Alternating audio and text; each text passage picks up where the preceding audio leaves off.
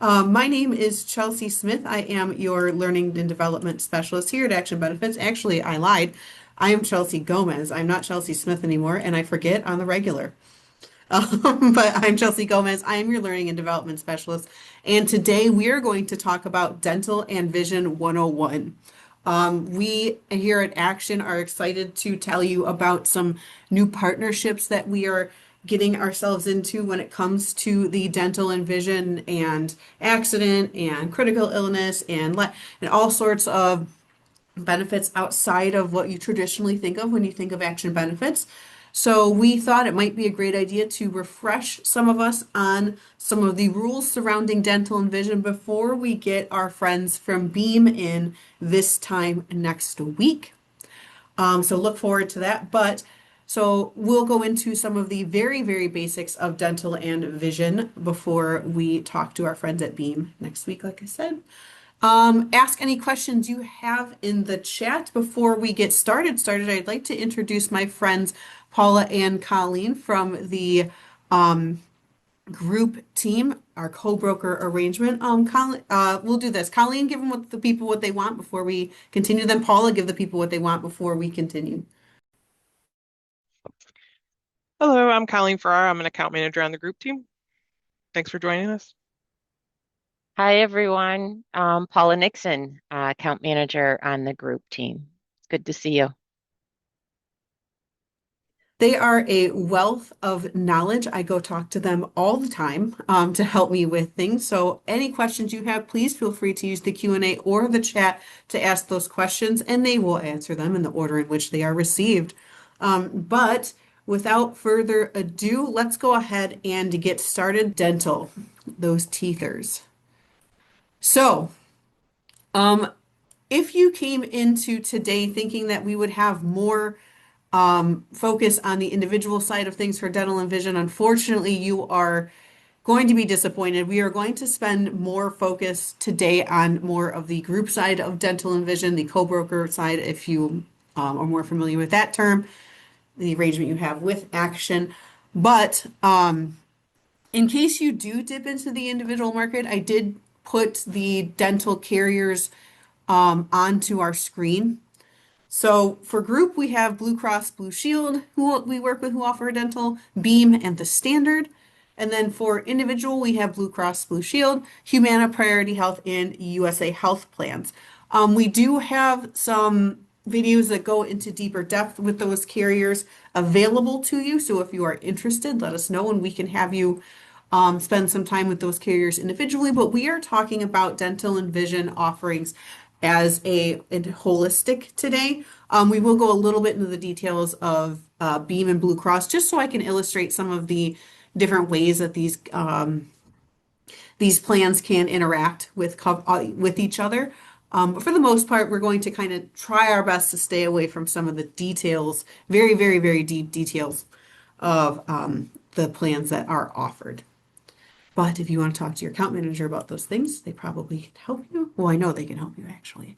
So if you are looking at dental coverage and need to explain dental coverage to some of your clients, there are 7 different types of dental treatments that are available to be covered through dental insurance.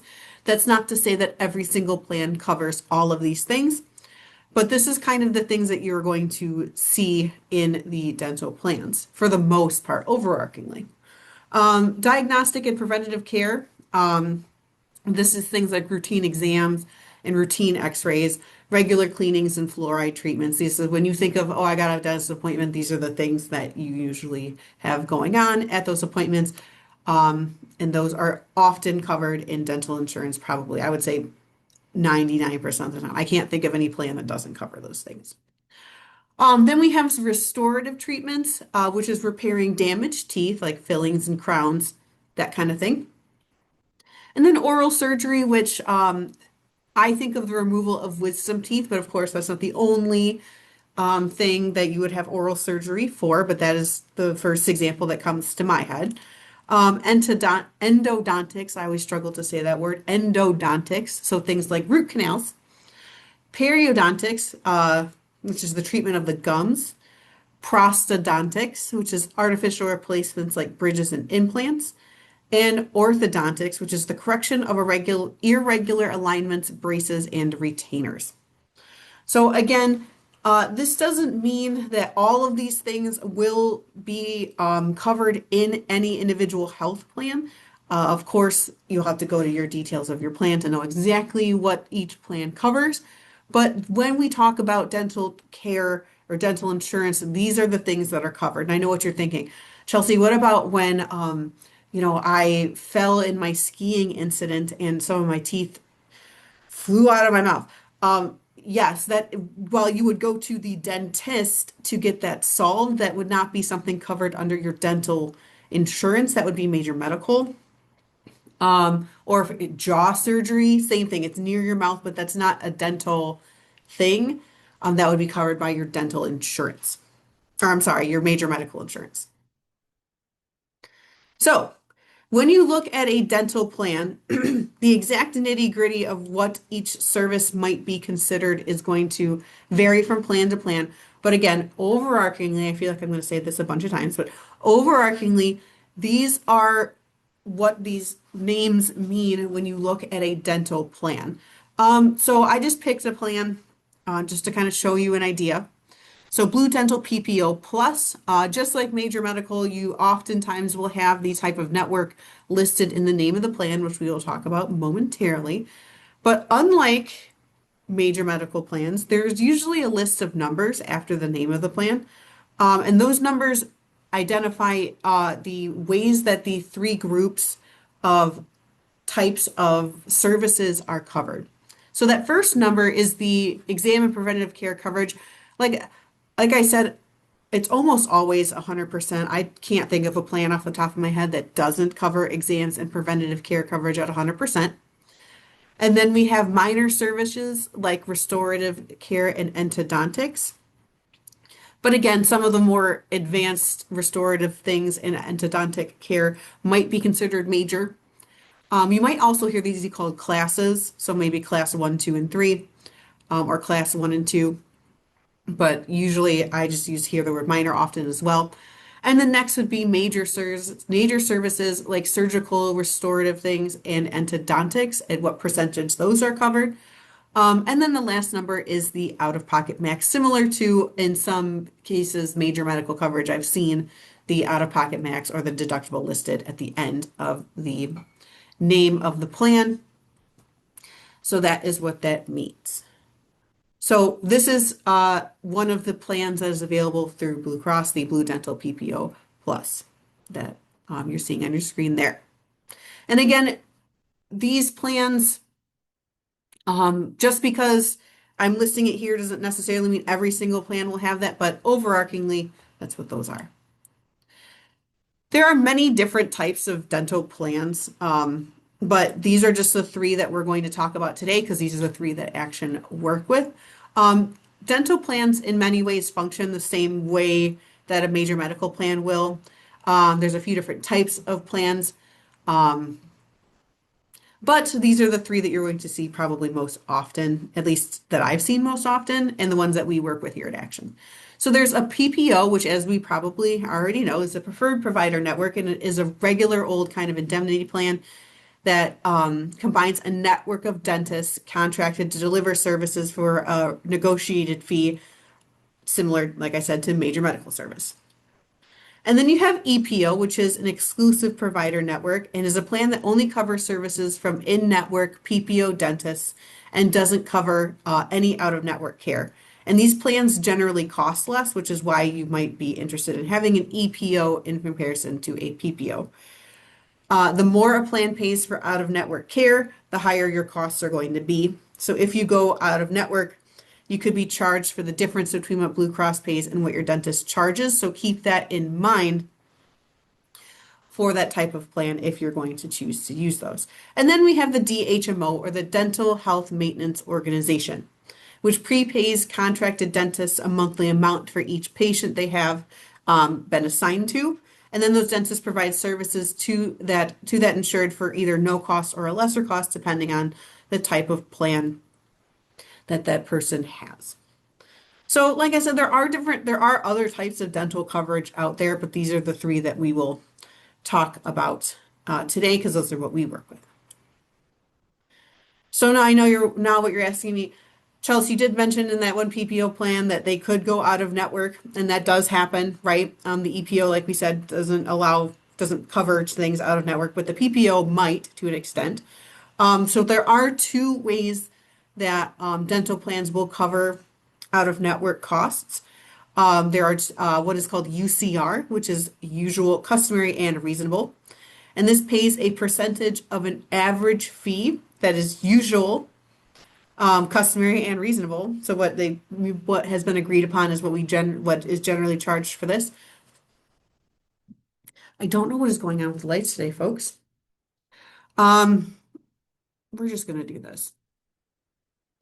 So if your dentist charges usual, customary, and reasonable payments, then you have a pretty easy experience getting these things paid for out of network.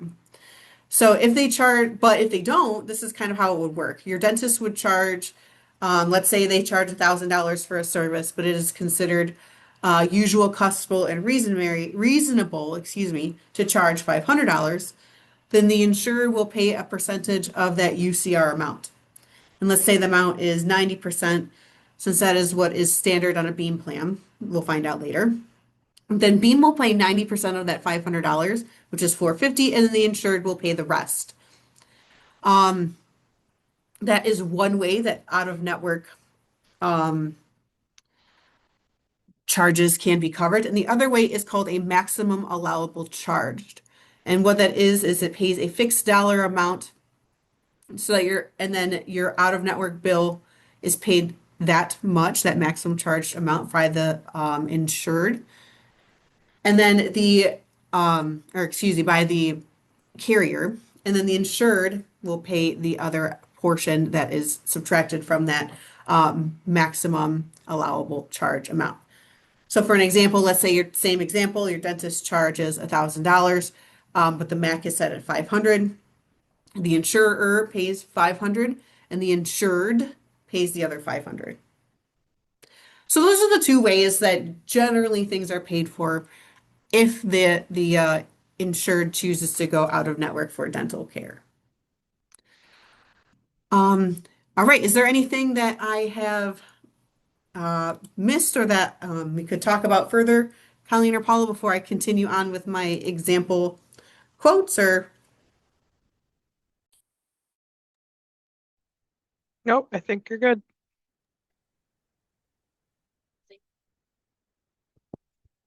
Same here. Awesome. Oftentimes it's like I need a sip of water. So I'm like, oh, because someone asked to make sure I'm all good before we keep going. But okay, so I created, just for the sake of our understanding of this, of comparing two different carriers to just kind of see some plans. I created a group with this SIC code and the number of employees on your screen. So 10 with the SIC code 7389. I believe that one is like the miscellaneous catch-all type SIC code. Correct me if I am wrong, ladies. But I'm pretty sure that's it. I don't have all the SIC codes memorized. And then zip code of right here in our and where we're located, Action Benefits in Southfield, Michigan. So I quoted these two groups. I'm not going to walk through the process of quoting today because I don't want to steal Beam's thunder for next week, and because a lot of us in here have probably used coverage for companies in the past to quote dental vision. If you have done dental vision before, you probably have used that. And then if you do want to see it, we have coverage for companies demos available you can check out. But I'll save that for that time. So go ahead and ask, and we can provide that for you if you would like. But I just am here to kind of show you dental vision overarchingly. So here is an apples to apples-ish quote. It says ish because I had to do some maneuvering to make the plans as similar as I possibly could, because the base plans for Blue are not necessarily the same as the base plans for Beam. And that was really, you'll see when you go to the Beam webinar next week, Beam makes it really, really easy to change around the coverage that you need to make it customizable for your group. So it really wasn't difficult for me to change around the beam plan to match the Blue Cross plan that I have on your screen here. So if you do have a group that is looking for very specific coverage areas that we really, really need to have this level of deductible or annual out-of-pocket costs, we really, really need to have orthodontic care available. Beam is great for customizing that kind of stuff. But if your group is not as interested in customization, Blue Cross is also a great plan as well. So as you can see, I have the items on your screen that are kind of compared between the plans. I chose the Blue Cross Blue Shield PPO Plus 180/50 with the $1,000 out-of-pocket max for the blue plan. And then for Beam, I have the Beam Smart Premium 180/50 1000. So those things do match up pretty well. And then next, the monthly premiums. This is where things are going to divert slightly. So Blue does offer, I will let you know straight up, the premium on the Blue Cross plan is a little cheaper across the board between them and Beam, as you can see on your screen. I did match the deductibles up evenly. The terms that these two carriers use to describe what they cover are different, but the coverage is basically identical there. So the deductibles are different for class one and two. I'm sorry, two and three, and then basic and major. Class one is the preventative care stuff. I don't have that on the screen, but the class one for Blue Cross stuff is like that, is your preventative care. Class two is the minor, and class three is the major coverage items. And then, like I said, the out-of-pocket max is similar between the two. They 100% covered preventative and diagnostic care. They both have 80% coverage for basic services after the deductible. They both have 50% coverage for major services after the deductible. And then this is kind of where they diverge a little bit. So this is going to be if premiums are not the only thing that are driving your decisions for your group regarding dental care. This is kind of where you are going to shine as the agent to show the different options to them. So for Blue Cross, the orthodontic care is only covered at 50% of the approved amount. And for Beam, there's an optional rider available to cover orthodontics that can be customized within the quote in that quoting tool for Beam's coverage. So keep that in mind as a difference. And then the other difference that seems to stick out to me the most, this one even more so than the orthodontic care, is the network size. So Blue Cross does have thousands of providers available nationwide for your group to utilize for their dental care. But Beam does have 500,000 plus, they call them access points, but 500,000 plus people in their networks. They have a variety of different providers they work with within different networks. And they are, from what I've been told, they are very good at getting new providers added to their network if they run into a situation with your group where, oh, my dentist doesn't work with Beam. It's a very simple process for that provider to jump onto the Beam train, if you will. So that network is a bit wider than the Blue Cross network for Beam. But, in contrast, the Blue Cross plan does have a little bit lower premiums for this particular quote that I ran. So the head-to-head differences, so I did talk about two of them already, but just to put them out in front of you in a little different way. And the other thing I had to highlight is the fillings. Blue Cross does have a 48-month waiting for another filling, and then Beams is 24 months. So if you do have a group that for whatever reason does have interest in getting fillings more often, Beam might be the way to go for your client. And then Blue is that 48-month waiting period. It doesn't say it on the slide, but I do also have another difference that Beam likes to tout is their no missing tooth clause. meaning that if a tooth is extracted or for whatever reason is no longer in the mouth of the person that is getting covered by beam, that does not mean that it is a pre-existing condition. There are some dental carriers out there, sometimes Blue Cross included here, where a missing tooth is considered like a pre-existing condition and they will not cover any maintenance to that missing tooth, such as like taking care of the prosthetic tooth or, whatever needs to be taken care of for that person because that tooth is missing. It won't be covered because it's considered a pre-existing condition. But Beam has this no missing tooth clause, and that causes the tooth to be covered. Most of the things, it does say most things that are happening to that area because of the missing tooth are covered because of that no missing tooth clause. So that is another difference that is available between Blue and Beam. But these are the other head-to-head differences right away that you can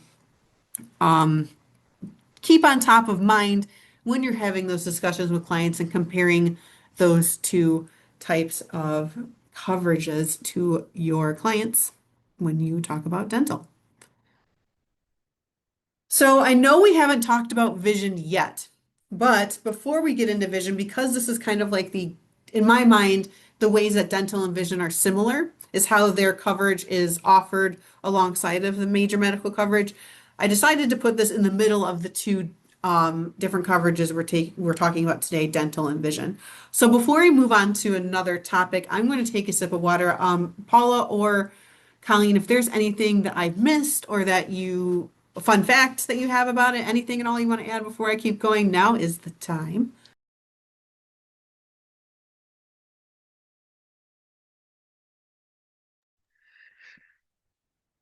No, I don't have anything to add. No, Chelsea, you're doing a great job. Whew, that's what I like to hear. Okay, thank you, ladies.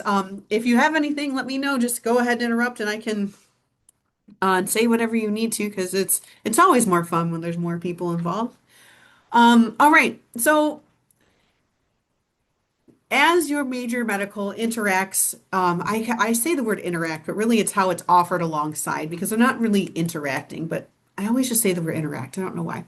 But for our purposes and the way we're looking at this, I wouldn't, if I was to tell you about dental and vision just on its own, I wouldn't really frame it this way, but I'm making a specific choice to frame it the way I am because of the way that we work with you here at Action, because we work with your small group business.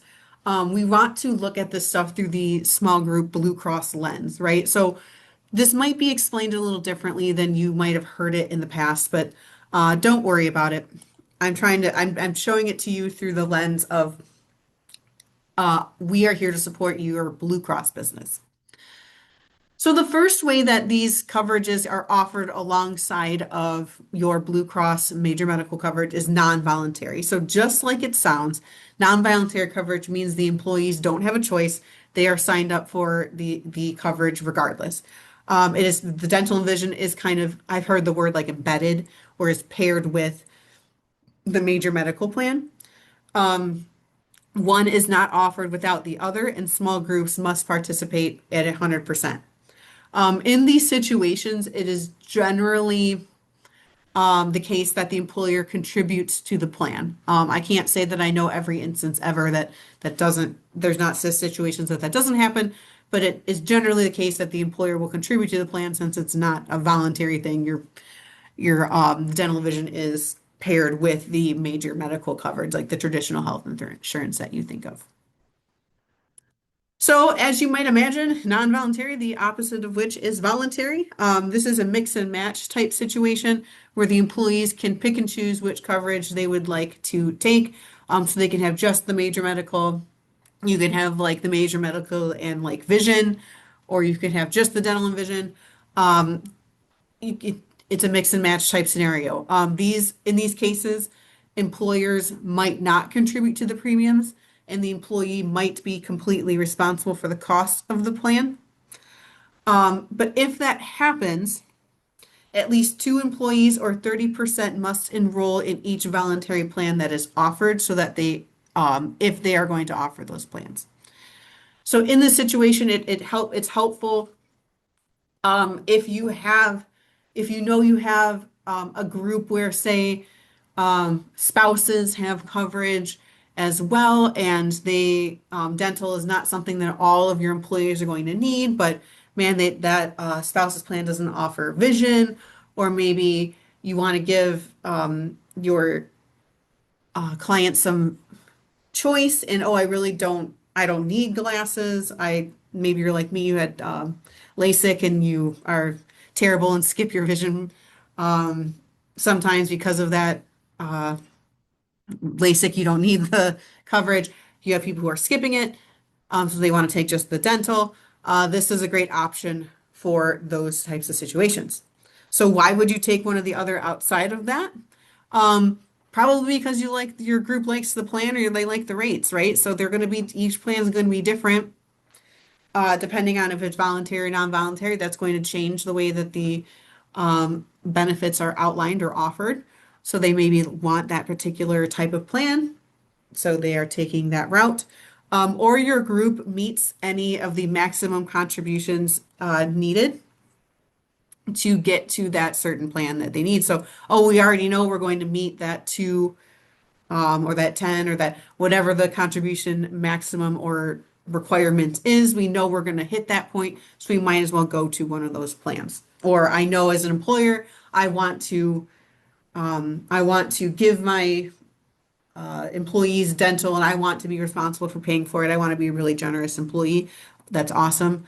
Then they meet that contribution. You can get a non-voluntary dental plan.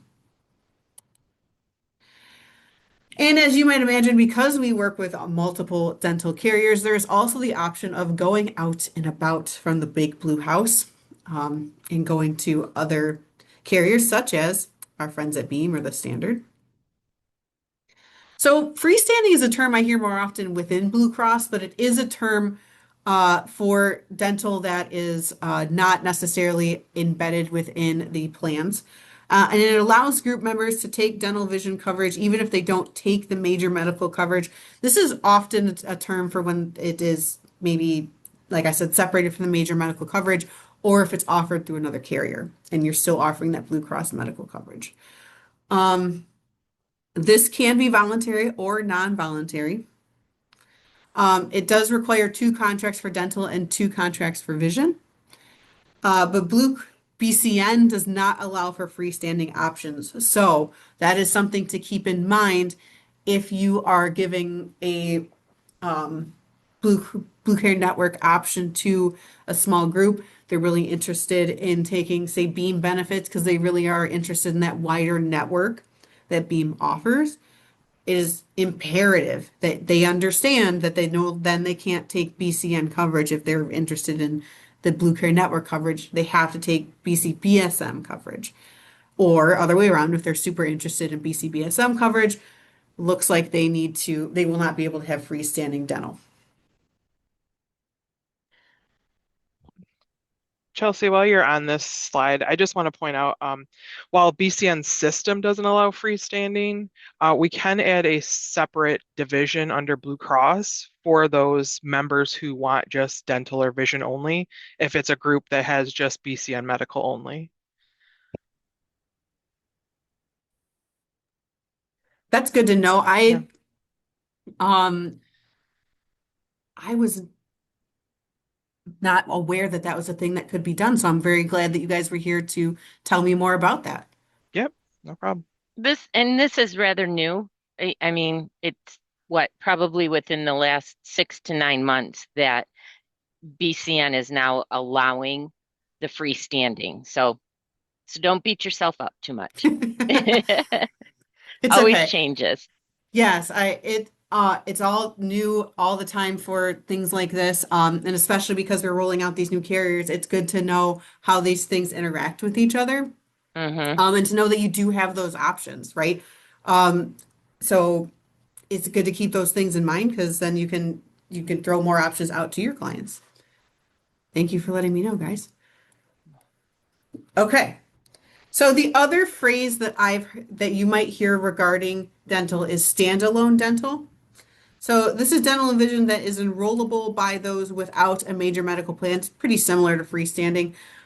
This is the term that you hear if you are working with another carrier and they are someone who offers standalone dental coverage or freestanding dental coverage. This is the other term that kind of encompasses that. This would allow them to enroll in just the dental or just the vision if they chose to do that. And why might you take this route? It's easy, more flexibility, right? So you, like we talked about, and like I've said in the other slides before, you would want to take freestanding or standalone if you were very interested in a Blue Cross plan, but also your group was very interested in Beam, right? Or very interested in the standard coverage there. Okay, so I'm going to give you a moment. I'm going to take a sip of my water here, and I have a knowledge check available for you. I will give you a little hint here. There isn't necessarily a one answer I'm looking for here, but it is something to think about. So your group of 12 enrollees is interested in getting dental and vision coverage and wants to offer it to as many members as possible.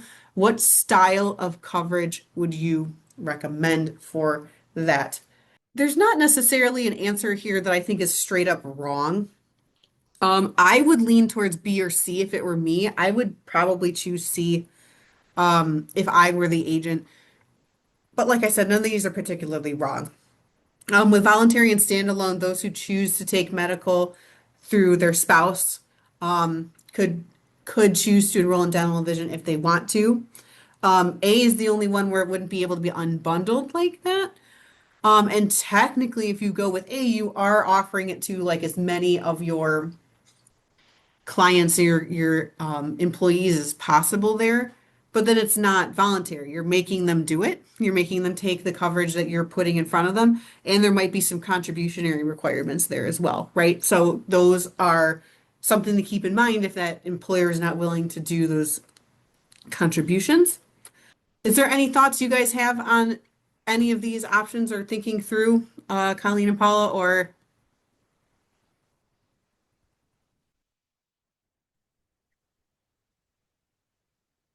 I think it just really comes down to knowing your client and what's the ultimate. Are they putting together a full package? Who's paying for it? Where's most of the cost coming from? Getting input from your employees, right? What are they looking for? So I just think that it's going to vary on every single group. Um, we on the receiving end or the processing end, we see everything. So I don't know if there really is, as you said, Chelsea, a right or wrong answer. that's why it's so hard to make these knowledge checks because it's like, oh, there's no particular answer that I really think that fit one size fits all, right? It's all Right, depending on, oh, well, I really think it's important. Maybe you live in a really rural area and there's not a wide network coverage. So it's really important that the one dentist in town is covered by this particular dental plan. Or maybe, oh, I really want to cover my dental for my employees or whatever it is. That is the things that are going to steer those conversations for your client, for you to with your clients in comparison to me just sitting here telling you, oh, I would always just give voluntary because you want to be nice and you want to give people the options. Well, that doesn't always work. right. Cool.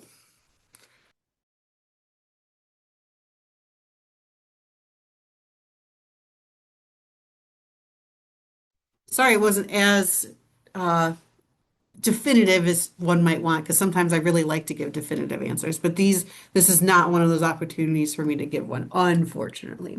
And I tried to trick you with those 12 enrollees saying, oh, there's an amount of enrollees there but it didn't particularly matter for that. Okay, so unless there's any questions about dental or any overarching things to say about dental before we move on, we're now headed into vision. Let me check the chat really quick, make sure I didn't miss any questions before we go on. Doesn't look like it. All right, so let's move on to vision. So like I said before, this is more, we are focusing on small group vision carriers today, but I don't want you to forget that Action does work in the individual market, and there are vision carriers that we work with. So keep those in mind if you're someone who dabbles in both, that we can help you with your individual vision issues as well. So for group, we have Blue Cross Blue Shield, Beam, and Dearborn Life that offer vision. And then for individual, we have Blue Cross Blue Shield, Humana, and Priority Health. And I meant to mention it before at the dental slide, but I'm going to mention it here as well. Just in case you're curious, Beam is underwritten by National Guardian Life, if that is something that matters to you or something, some fun fact about it. Both the dental and the vision, to be clear. So let's talk about vision overarchingly. So just like dental, this is not an end all be all where every vision plan ever is always going to cover these things forever and ever and always. This is just what vision usually covers. I can't think of plans that don't, but just to be safe, this is what normally is covered under dental vision. Normally it covers a exam and some preventative care, lenses as and frames and contacts. For contacts, there might be a lens fitting. I remember back when I wore contact lenses, they would like the nurse, I don't know what it's called. Is it called a nurse in vision? I don't know, the nurse, I guess. We'll just call it a nurse. The nurse would like sit with you and teach you how to put them in and make sure that they were fitting your eyes okay. And they give you like a like disposable pair to work with. That the cost of that is not always covered. It depends on the plan. You might have to pay separately for that fitting. But that is something to look out for in the plan, like we talked about, for matching it up with your group. So those are the things that are usually covered in vision plans. Pretty straightforward, but what about everything else? What happens if I get an eye infection, or what happens if I accidentally poked myself too hard in the eye or something like that? That is those things, those kind of things like trauma, infections, glaucoma, those things are going to be covered through your major medical policy. You might still wind up seeing the optometrist, but that would be covered by your major medical plan. These things that are covered by vision, like we said, are here on the screen, this stuff. Everything else, major medical. So just like before, what do those numbers mean, Chelsea? Well, I picked a beam plan this time, the VSP Choice Plan number one. Those numbers are similar to dental, where the first number is the exam, the second number is the lenses, this third number is the frames, and the fourth number is contacts, if that fourth number is there. Sometimes I've seen ones without that fourth number. So it's pretty easy in the names of plans often to compare dental vision plans with each other because they kind of illustrate a lot of the stuff that they cover within the names of the plans themselves. So just like before, I have compared two groups. I did the same group as before, just as a reminder, a 10 employee group here in Southfield to compare some of the vision plans available. So the apples to apples comparison here, I picked the BCBS Blue Choice Vision VSP Choice Network with the 510 copay compared to the Beam Benefits VSP Choice Plan number one. So just like before with the dental plans, the Blue Cross plan is slightly cheaper than the Beam Benefits plan. The co-pays are slightly more expensive with Beam, as you can see. And then the lenses and frequency for the copay is every 12 months with a $10 or $25 copay. And the out-of-network exam reimbursements are up to 34 or up to 45. So, but the frequency and allowance for beam is a little different with the frames, and the amount that the allowance you get for frames is a little more with beam than it is with Blue Cross. Sorry for skipping around there a little bit, but vision is not as much something that your clients, I don't think, will focus on, at least in my experience, the different costs and prices, because it's pretty standard throughout. But it's just kind of where the prices of the things are is going to be where they are going to see those differences. So if we had these two things up, the network is the same for both Blue Cross and for Beam, that VSP network. The premiums and copays are slightly different. We have the frame allowance is slightly different. And the other difference I can tell you is the contact lens fitting is not included with Beam, but is included with Blue. So if you do have a group that has contacts a lot of people who are interested in contacts, good selling point for Blue over Beam is that contact lens fitting. But if you have a group that's more interested in frames, Beam gives a little more money towards frame allowances. Since Blue and Beam both use VSP for their network, there are a few things that are offered through VSP that are like little extras that aren't necessarily offered by like the carrier, but are offered by VSP as the network. So we have savings on lens enhancements like those transitions, bifocals, stuff like that. Discounts on additional pairs of glasses or sunglasses if you're someone who is outside a lot, wants those prescription sunglasses. I've never had such things, but I've heard good things. So if you are interested in getting those, discounts on LASIK. I gotta say, I had LASIK years ago. Best $4,000 I ever spent. If I had VSP, had Blue Cross or Beam Vision at that point, I would have gotten a discount on it and not paid that much. But there is a discount on LASIK, and there is discounts on things that have to do with hearing. So hearing screenings, aids, and batteries are discounted through VSP, which doesn't really have much to do with your vision, but also, if you're someone who utilizes hearing aids, great option to know that VSP does have some offerings with that. So how can I sell dental and vision? We have about 10 minutes left, and I know now that we've gone over all of the details of what is offered in dental and vision coverage, you're thinking, how can I hit the pavement and start selling these? Colleen and Paul, is there anything that I missed or anything that you would add while I take a sip of water really quick before we go into the selling of dental and vision? I don't have anything. I don't think Colleen does either. No, I'm all set. Okay, perfect. Thank you. So dental and vision can be sold at any point. It's unlike, maybe a renewal process where you had to wait till the renewal. Dental and vision can be sold whenever. So this is a good thing to keep in mind if you are trying to have touch points with your small groups that, hey, you might want to get into this. Hey, I found this new dental viz option. I know you don't have dental viz. What are you interested in here? Or hey, did anyone get their ID cards all right? I noticed you don't have dental viz. Is that something you were interested in? So it's not necessarily a time that you have to put it in with your renewal, but most people choose to do so.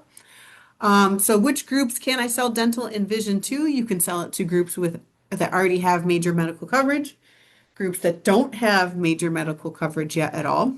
So you could offer a standalone or with other ancillary at that point if you wanted. You could also offer it with groups interested in an ICRA or a QSERA, or you could offer it with groups with a Section 125 cafeteria plan. So this kind of might seem obvious, but I really want to get your minds jogged on thinking outside of the traditional major medical and that is always paired with dental vision and that's it and this is how it's not necessarily the case. You can choose to just offer dental vision on its own if major medical is too much of a lift for that particular client. They can also have options with just offering it on its own without the major medical coverage. They can offer it with an ICRA or QSERA, but keep in mind that would mean that the person is signing up for individual coverage, as we know, because ICRAs are a little different, not necessarily offering a group plan to those individuals. And then you can do the Section 125, and that would require some administration on the part of the group to have that Section 125 maintenance maintained or having maintenance done to it.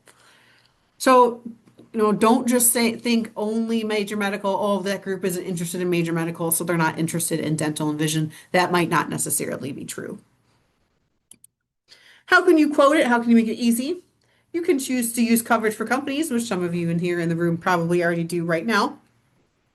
You can choose to use the coverage tool that is offered by Beam if you're looking to offer the Beam plans. Um, or you can ask your AM for a quote if you know what you're interested in offering but are too busy to create the quote. That is an option. So, overview, what to remember about dental and vision overall is that dental and vision has a lot of unique opportunities for you to sell something to a client, like we talked about. So, it can be sold on its own or paired with major medical. It can be sold year round and it can be sold to multiple classes within the same group. So, that's really all I have for you today regarding dental and vision coverage. Ladies, is there anything you would like to say to our friends at home before we close out for today? Yep, just thanks for joining. Great Yep. presentation.